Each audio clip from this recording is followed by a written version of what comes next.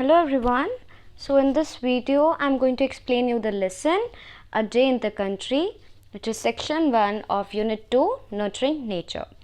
So in this lesson it is about two children named Fiocla and Danilka, and there's a cobbler named Terenti who teaches us the value of nature and how much valuable nature actually is and what it teaches to us.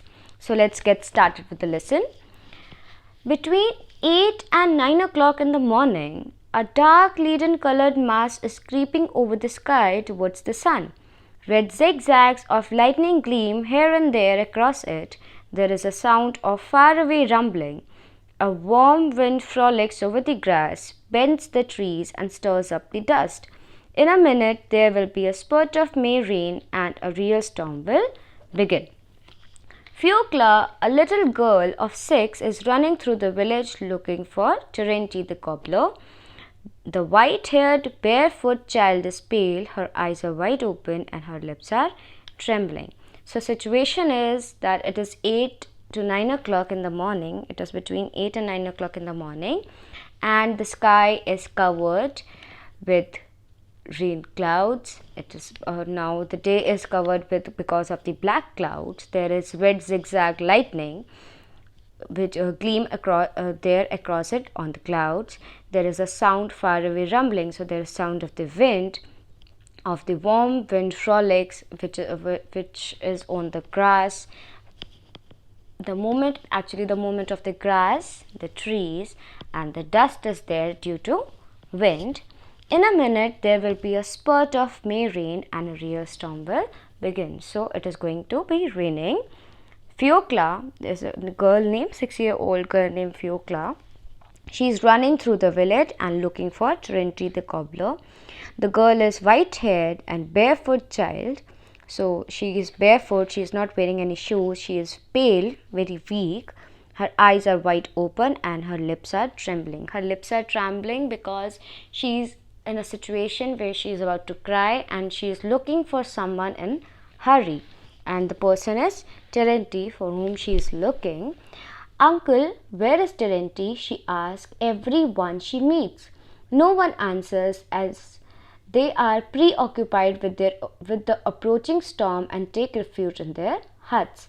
As she was looking for Terenti, she was asking everyone she meets, and all the people are taking refuge in their huts as we have already known that it is going to rain. At last she meets Silinti Silich, the sacristan Terenti, who is Terenti's friend. He is coming along, staggering from the wind. Uncle, where is Terenti? At the kitchen gardens, answers Silently.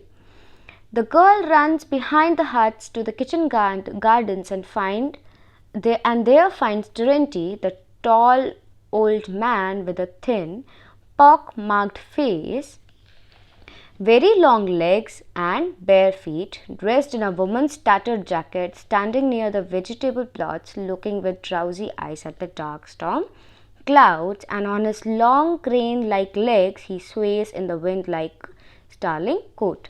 So there girl finds, and these lines are explains the physical appearance of Terenti. He is a tall old man with a thin pock-marked face. He is a tall man with a thin face, very long legs, and he is also bare feet. He is dressed in a woman's tattered jacket, standing near the vegetable plots. As we can see, he is standing near the vegetable plots, looking with drowsy eyes at the dark storm clouds. On his long crane-like legs, he sways in the wind like startling coat. So, he is looking like a songbird who has a straight beak. So, he was looking on the sky as it is about to rain. Uncle Terenti, the white-headed girl, addresses him. Uncle darling. Terenti bends down to Fiocla as he was very tall. So, he bends down to Fiocla to listen to her, and his grim face is overspread with a smile such as come into people's face when they look at something little foolish, absurd, but warmly loved. So he was looking at Fiocla in the same manner. Ah, Fiocla, he says tenderly, where have you come from? Uncle Terenti says Fiocla with a sob as she was about to cry, tugging at the lapel of Cobbler's coat. She hugged him as she was crying. Brother, Danilka has had an accident come along. So this is the reason that's why she was crying. What sort of accident? Oh, what thunder! Holy, holy, holy! What sort of accident? In the Count's Copse, so this is the name of the place, Count's Copse, a thicket, a growth of the small trees. So he got his hand stuck over there. Danilka stuck his hand into a hole in a tree and he can't get it out. Come along, uncle. Do be kind and pull his hand out. How was it he put his hand in? What for? He wanted to get Cuckoo's eggs out of the hole for me. The day has hardly begun, and already you are in trouble. Terenti shook his head. Well, what am I to do with you now? I must come, little child.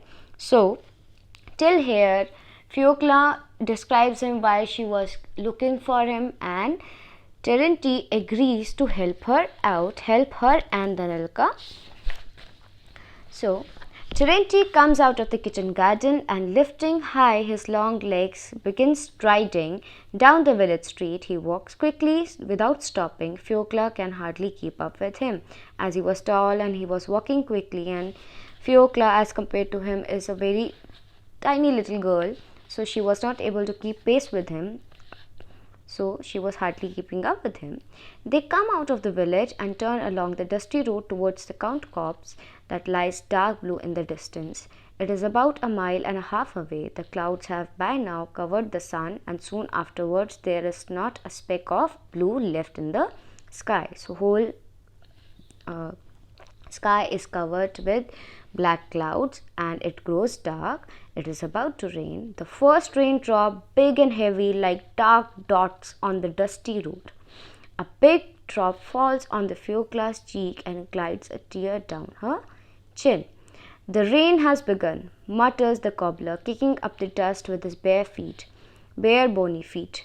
That's fine, Fiocla, old girl. The grass, the trees are fed by the rain as we are by bread. So here he's telling her that just for like us, bread is our food. So for grass and trees, rainwater is their food. And as for the thunder, don't be frightened. Why should it harm a little thing like you?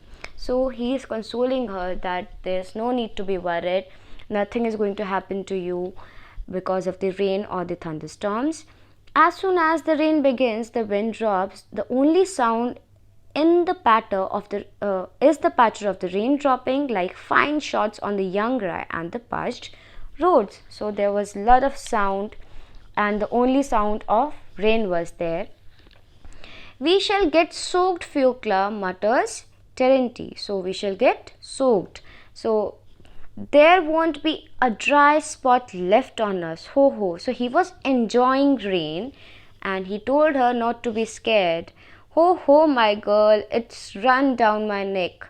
But don't be frightened, silly. The grass will be dry, the earth will be dry, and we shall be dry again.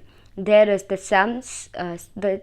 same sun for us all. So in this paragraph basically, and through this line, our narrator, or we can say by the dialogues of Terenti,